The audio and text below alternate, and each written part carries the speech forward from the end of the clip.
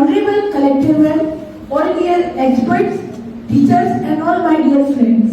My name is Riyam Jain. I study in class 9th in Kendriya Vidyalaya Pratapgarh. My question is that how can we keep ourselves away from the social media, gaming and the distractions caused by them during exam and even during the whole year? Ma'am. संयम, मैं सबसे पहले आपसे ही पूछना चाहता हूँ कि आप स्मार्टफोन यूज करते हैं? आप कोई सोशल साइट्स यूज करते हैं? Yes sir. आपको सोशल साइट्स, अच्छा आप यही बता दीजिए कि आप कौन सी सोशल साइट यूज करते हैं? फेसबुक करते हैं, इंस्टाग्राम करते हैं या फिर और कोई सोशल साइट्स? यूट्यूब। आप यूट्यूब यूज करते हैं तो आप उसमें देखते हैं कि आप जो भी चीज उसमें सर्च करते हैं आपके इंटरेस्ट की, वो ही सोशल साइट्स आपको दिखाती है। ठीक है, तो आपका इंटरेस्ट यूट्यूब में है, चाहे फेसबुक में है, चाहे इंस्टाग्राम में है, ये सभी साइट्स जरूरी है। आज का जो युग है, देखिए पहले क्या होता था, आपको पढ़ाया भी जाता है कि किसी भी आदमी की 3 जरूरत होती है, रोटी, कपड़ा और मकान। लेकिन आज का जो एनवायरमेंट है उसमें एक जरूरत और होती है, डेटा। अगर आज आपके पास डेटा नहीं है तो सुबह से शाम तक आप सोचिए कि आपके कितने काम रुक जाएंगे। तो डेटा उतना ही जरूरी है आज की दुनिया के लिए, आपके लिए, आज की एनवायरमेंट के लिए। लेकिन इसके कुछ बैड इफेक्ट भी हैं, आप किसी सोशल साइट्स इसलिए बनाई गई थी कि आप या आपका साथी आपस में अगर कहीं दूर है तो आप इससे बातचीत कर पाए। ठीक है, आप आपके जो कोई एक्सपीरियंस है वो आप उनके साथ शेयर कर पाए। सोशल साइट्स का जो यूज किया गया है वो इसीलिए किया गया। लेकिन आज के टाइम पे आप क्या करते हैं, देखिए आप मोबाइल सभी चलाते हैं, आप कोई भी चीज यूज करेंगे, आप सोशल साइट्स, आप आपका फेसबुक या इंस्टाग्राम खोलेंगे, आप क्या करेंगे, थोड़ी सी देर उस पर कोई काम की चीज करेंगे, फिर आप क्या करेंगे, रील्स चलाने लगते हैं। वो सबसे वेस्ट ऑफ टाइम होता है। ठीक है, कोई रील्स मान लो कि अच्छी भी है, किसी ने क्रिएटिव करके कोई रील्स बनाई भी, लेकिन आपने क्या किया, आपका काम जो है बस रील्स को देखने में निकाल दिया। और मोस्ट ऑफ टाइम आप 1 घंटा, 2 घंटा, 3 घंटा आप उस रील्स को आपकी देखेंगे कि आप मोबाइल छोड़ ही नहीं पाएंगे। ठीक है, आपका वो टाइम जो है पूरा लैप्स हो जाएगा। तो आपको उसका जो बैड इफेक्ट है वो ज्यादा नजर आता है। आप कोई भी साइट्स पे गए, आपको कोई भी आपने इंटरेस्ट की चीज करी, आपको फेसबुक, गूगल, आपको आपके उसका गेम, कौन सा आप गेम खेलते हैं, ये आपका इंटरेस्ट का है। अधिकतर लड़के गेम, देखो गेम खेलना भी चाहिए, गेम खेलेंगे तो आपका जो माइंड है वो इंटरेक्टिव होगा। ठीक है, आजकल ऐसे गेम्स आ गए जो आपके माइंड को इंटरेक्टिव करते हैं, आपको माइंड को सोचने के लिए मजबूर करते हैं। लेकिन आप उस गेम की दलदल में अगर ज्यादा फंस गए, आपने गेम खेलने लगे, आपने आपकी पढ़ाई छोड़ दी उस चक्कर में, तो वो आपके लिए खराब है। आपके माइंड को इंटरेक्टिव बनाने के लिए आप गेम खेल रहे हैं, ये अच्छी चीज है, लेकिन आप उसकी यूज हो गए, एडिक्ट हो गए, तो ये चीज खराब है। तो इसमें मेरा आप सभी से यही है कि आप सोशल साइट्स चलाएं, लेकिन केवल और केवल उनसे जो अच्छी चीजें हैं वो ग्रैब करें। ठीक है, अपने दोस्तों से बात करने के लिए, उनसे कोई डिस्कशन करने के लिए आप सोशल साइट्स का यूज करें, न कि उनका बेड यूज करने के लिए दिन भर आप उसमें एडिक्ट हो जाएं, दिन भर आप उसको यूज कर रहे हैं, आपका पढ़ाई का टाइम आप वेस्ट कर रहे हैं। तो उसको भी आप किस तरीके से इंटरेक्टिव बना सकते हैं, ये आप में खुद में है। ठीक है, तो इस तरीके से आप इससे आप कर सकते हैं। मैं इसमें थोड़ा सा चेंज करना चाहूंगी। बच्चे, ये अगेन मैं आप लोग जो भी सवाल पूछ रहे हैं बहुत स्वाभाविक सवाल है। हर व्यक्ति mobile phone, Instagram reels, YouTube shorts इससे एडिक्टेड हो सकता है, क्योंकि ये चीजें होती ही ऐसी हैं एडिक्टिव। तो उस एडिक्शन से कैसे निजात पाएं? सबसे पहले तो मन को दृढ़ करना है। एक बार आप पढ़ने बैठ गए, शुरुआत के 10-15 मिनट हो सकता है आपको थोड़ा सा लगे कि मुझे उस YouTube साइट पे जाना है, वो देखना है, लेकिन अपने मन को दृढ़ करना पड़ेगा। 10 से 15 मिनट अगर आप कंसंट्रेशन के साथ बैठ गए, उसके बाद जिसे कहते हैं वो एक फ्लो आ जाता है। आपके कॉन्शियस माइंड से आप शुरुआत में एफर्ट करते हो कि मुझे पढ़ना है, उसके बाद अपने आप चीजें चलती जाती हैं, जिसे कहते हैं स्टेट ऑफ फ्लो। उसके बाद समस्या नहीं आएगी। 10 से 15 मिनट हो गए, उसके बाद आप अपनी रेगुलर पढ़ाई करें। मान लीजिए आपको 1-2 घंटे हो गए, आपका दिमाग थक गया। थकने पर आपको वो एक्टिविटी करनी चाहिए जो आपको सच में रेस्ट दिलाए। वो एक्टिविटी क्या हो सकती है? जैसे सॉफ्ट म्यूजिक सुनना। आपने अपने दिमाग का इस्तेमाल किया। देखिए, ब्रेन भी एक ऑर्गन है जो थकता है। आप कंटिन्यूअसली पढ़ाई नहीं कर सकते, लेकिन अगर आप रेस्ट पीरियड में भी वही एक्टिविटी कर रहे हैं जिसमें आपका ब्रेन यूटिलाइज हो रहा है, तो आपके ब्रेन को तो रेस्ट मिल ही नहीं रहा है। आप अगेन वो यूट्यूब रील्स, शॉर्ट्स देखेंगे तो आपको लगेगा कि मुझे अच्छा लग रहा है, क्योंकि वो होती है ऐसी एडिक्टिव चीज है। लेकिन असलियत में क्या हो रहा है, आपकी ब्रेन की लर्निंग की कैपेसिटी, मेमोरी की कैपेसिटी एक्चुअली घटती है अगर आप इन एक्टिविटीज में इन्वॉल्व होते हो, even during your rest time. Forget about your studying time. इसलिए मेरा तो आप लोगों से यही कहना है, आप लोग अपने सोशल मीडिया जितने भी अकाउंट्स हैं उनको डीएक्टिवेट कर दीजिए टिल एग्जाम्स। वो कहीं नहीं जाएंगे, आप वापस से एक्टिवेट करोगे, आपके फ्रेंड्स भी आपको वहीं मिलेंगे, वो सारी चीजें यूट्यूब से कहीं गायब नहीं होंगी। आप अभी कुछ दिनों के लिए अपने अकाउंट को डीएक्टिवेट कर दें। वो भी अगर नहीं हो सकता है, मुश्किल है मुझे पता है, वो भी अगर नहीं हो सकता है तो आप ऐसा करें कि एक बार आपने थोड़ी सी देर देखा अपना फेसबुक या जो भी है, आप हमेशा लॉग आउट करें। हमेशा जब लॉग इन करना हो तो आपको पूरा आपका आईडी और पासवर्ड और लंबा लंबा आईडी, लंबा लंबा पासवर्ड, क्योंकि हम लोग क्या है, we are very lazy people, it's a human tendency, हम लोग बहुत लेजी होते हैं। तो हर बार टाइप करना पड़ेगा पूरा आईडी पासवर्ड, तो हमें खुद को लगेगा कि छोड़ो यार, इससे अच्छा 2 गाने सुन लेते हैं अपने, अच्छा, और उसके बाद फिर पढ़ने बैठ जाएंगे। तो कभी भी नहीं करना है। एक और चीज मैं आपको बताऊं, ये जितने भी शॉर्ट्स और रील्स होते हैं, वो आपके जिसे कहते हैं सिंपैथेटिक नर्वस सिस्टम को एक्टिवेट करते हैं। कितने लोग जानते हैं कि सिंपैथेटिक नर्वस सिस्टम क्या होता है? जरा हाथ उठाओ। हिंदी में क्या बोलते हैं मैडम? परानुकंपी तंत्रिका तंत्र। परानुकंपित अंतरिका तंत्र। Nervous system. Sympathetic nervous system मैं आपको बच्चों बता देती हूँ। वो होता है जिसे कहते हैं fight and flight mechanism of the body. ये पढ़ा है ना, फाइट एंड फ्लाइट मैकेनिज्म। अभी यहाँ एकदम से कोई जानवर आ जाए, शेर आ जाए, तो मेरी बॉडी एकदम से रिएक्ट करेगी, भागेगी, मेरा ब्लड प्रेशर बढ़ेगा, मतलब सारे ऑर्गन्स एकदम से एक्टिवेट होंगे, क्योंकि उस क्षण की रिक्वायरमेंट यही है कि यहाँ से मैं भागूं और अपने आप को बचाऊं। अब ये जो शॉर्ट्स और रील्स होते हैं, ये आपके उस सिस्टम को ट्रिगर करते हैं।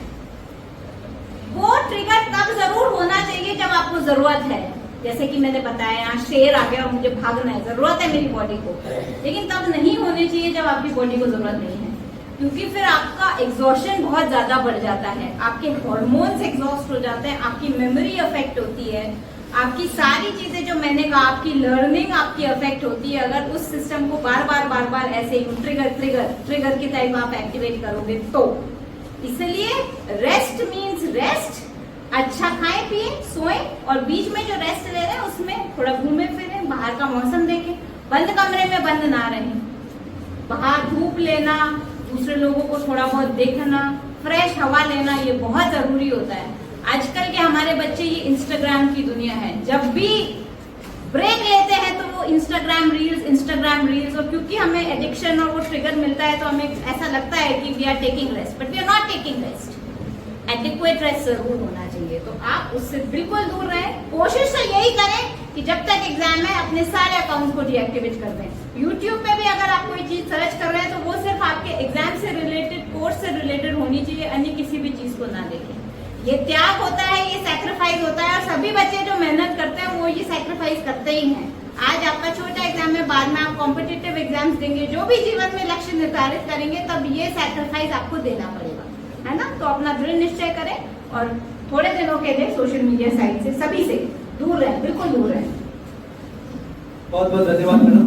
और जिज्ञासाओं के अगले क्रम में एमजीजीएस विद्यालय के जतीन्द्र और उनकी जिज्ञासा को हमारे धर्मोत्तर विद्यालय के हरीश डाक और अजय मीना ढिलोर के छात्रों ने भी सम्मिलित करवाया है। Good morning ma'am. Good morning. Gajendra Sharma from Atmagandhi government school Pratapgarh. I am studying 9th class. Ma'am मेरा प्रश्न ये है कि हमारे एग्जाम के एक दिन पहले हमें गणित के फॉर्मूला याद करने होते हैं, तो जल्द से जल्द कैसे याद करें? बेटा जो एग्जाम में जो मैथ्स के जो फॉर्मूलाज होते हैं वो एग्जाम के एक दिन पहले याद नहीं होते हैं। हम लोगों को गणित एक ऐसा विषय है जिससे उसे लगातार अध्ययन करना पड़ता है। नियमित अध्ययन अगर आप गणित का करते हैं तो ही उसमें आपकी क्षमता विकसित होती है। अगर आपको एग्जाम के एक दिन पहले के अगर फॉर्मूला याद करना है तो आपको अपने जो मॉडल पेपर्स वगैरह होते हैं उसमें से आप अपने इम्पॉर्टेंट क्वेश्चन चूज कीजिए, उसके फॉर्मूलाज लिखिए और उसको 5-5 बार लिखकर याद कीजिए। ठीक है। वैसे तो गणित जो ऐसा विषय है वो नियमित अध्ययन के बाद ही आप उसमें अपना अच्छा प्रदर्शन कर पाएंगे। ठीक है।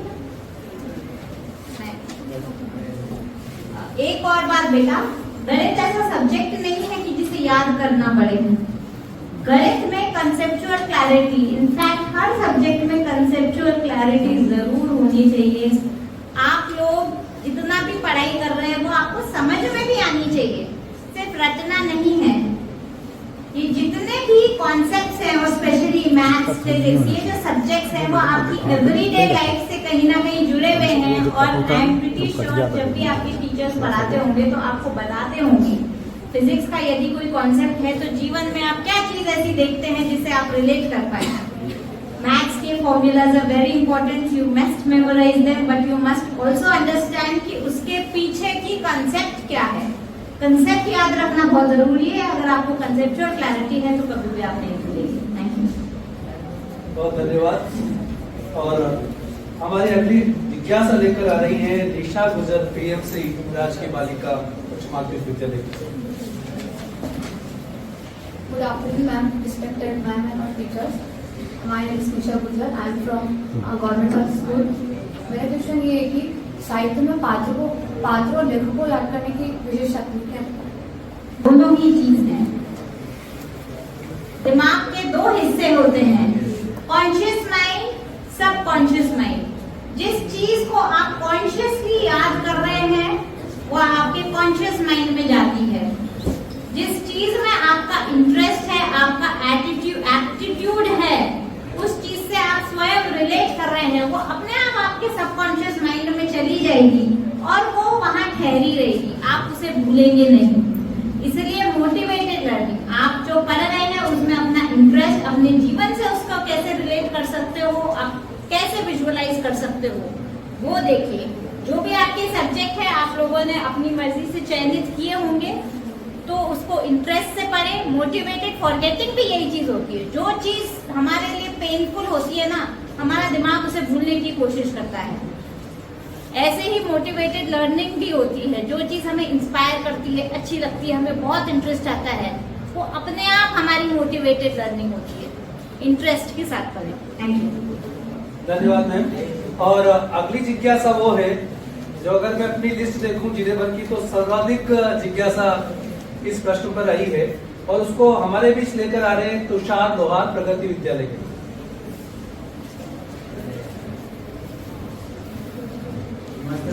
नमस्ते बच्चा। मेरा नाम है तुषार लोहार, क्लास 9, प्रगति अकादमी सीनियर सेकेंडरी स्कूल। गुड। मेरा क्वेश्चन यह है कि परीक्षा के समय हम कोई भी क्वेश्चन आंसर याद करते हैं और हम परीक्षा देते समय वो क्वेश्चन भूल जाते हैं, तो ऐसा कुछ बताइए। इस क्वेश्चन को मैंने थोड़ा सा एड्रेस किया था अपनी शुरुआत, उसमें मैडम बताएंगे, फिर I will pitch in. Ma'am ने इस प्रश्न का उत्तर आपके उद्बोधन में पहले ही दिया था बेटा कि परीक्षा के पहले हम लोग जो भी पढ़ते हैं वो परीक्षा में क्यों भूल जाते हैं। तो इसका मेजर कारण वही है आपकी डर, चिंता, भय या फिर आपका आत्मविश्वास का कम होना। मैडम ने बताया था कि आप 80-20 का रेशियो यूज करें। उस चीज को हम पहले देखें, पहले लिखे, पहले पढ़े जो हमें याद है। हम सारा पेपर देखते, एक बार देखते, 2 बार देखते, पेपर देखने पे हमको आइडिया आ जाता। मैम ने जैसे कहा था कि रफ में आप उसके की नोट्स लिख लीजिए कि ये की नोट्स मुझे उस क्वेश्चन के लिए हेल्पफुल होंगे। फिर भी अगर आपको ऐसा प्रश्न कर रहे हैं जो आपको नहीं आ रहा है या याद था लेकिन भूल गए हैं, 48 मोमेंट आप अपनी आंखें बंद कीजिए। जैसा संगीता मैम ने कहा था कि सांस, गहरी सांस ले और गहरी सांस छोड़े, ऐसा अगर आप 2-3 बार कर लेते हैं तो आपका ब्रेन, आपका हार्ट और आपका माइंड एक्टिवेट होता है और जो भूला हुआ होता है वो आपको याद आने लगता है। और कभी ऐसा हो कि आपको याद ही नहीं आ रहा है तो वो क्वेश्चन कुछ समय के लिए छोड़ दे और दूसरा क्वेश्चन करना चालू कर दे। हो सकता है कि दूसरा क्वेश्चन लिखे तभी याद ना आए, फिर तीसरा, चौथा, तो डिफरेंट एक्टिविटीज करते हुए हमारे माइंड में एक पॉजिटिव अप्रोच आ जाती है कि हाँ मैं ये सब कर ले रहा हूँ, तो उस समय आपको उस प्रश्न का उत्तर ऑटोमेटिकली याद आ जाएगा और आप उस क्वेश्चन को, उस आंसर को लिख लेंगे। फिर भी अगर न याद आए तो एक और टेक्निक है, आप अपनी आंखें बंद कीजिए और आंखें बंद करके सोचिए कि आपने उस क्वेश्चन को कौन से बुक में, किस पेज नंबर पर, या लेफ्ट राइट या अपवर्ड या डाउनवर्ड या बॉटम में आपने उस क्वेश्चन का आंसर देखा था। और एक और बात मैडम ने कही थी कि रिविजन और रिकॉल करें, तो आप रिकॉल कीजिए या फिर आपने उस क्वेश्चन का लिखित में अभ्यास किया था, बार बार अभ्यास किया था, रीराइट, है ना, 3 चीजें हैं, रिविजन, रिकॉल और रीराइट, तो आपने उसके 2, 3, 4 बार अभ्यास किया था। अगर आप आंखें बंद करेंगे तो वो पेज, वो पेपर और वो वर्ड्स जो आपने लिखे थे आपको ऑटोमेटिक याद आ जाएंगे। फिर भी अगर आपको उस प्रश्न का उत्तर नहीं आता है, उस प्रश्न की चिंता छोड़ करके और आपको दूसरा क्वेश्चन पूरी तन्मयता से करना है, क्योंकि एक क्वेश्चन के खराब हो जाने से हमारा सारा पेपर खराब नहीं होता है। पॉजिटिव अप्रोच के साथ में आप चलेंगे तो आपको ऑटोमेटिकली सफलता मिलेगी। Thank you. बहुत बहुत धन्यवाद मैम। और हमारे केंद्रीय विद्यालय की हिमाक्षी आड़ा को हम अगली जिज्ञासा के लिए आमंत्रित कर रहे हैं। सर इधर आगे।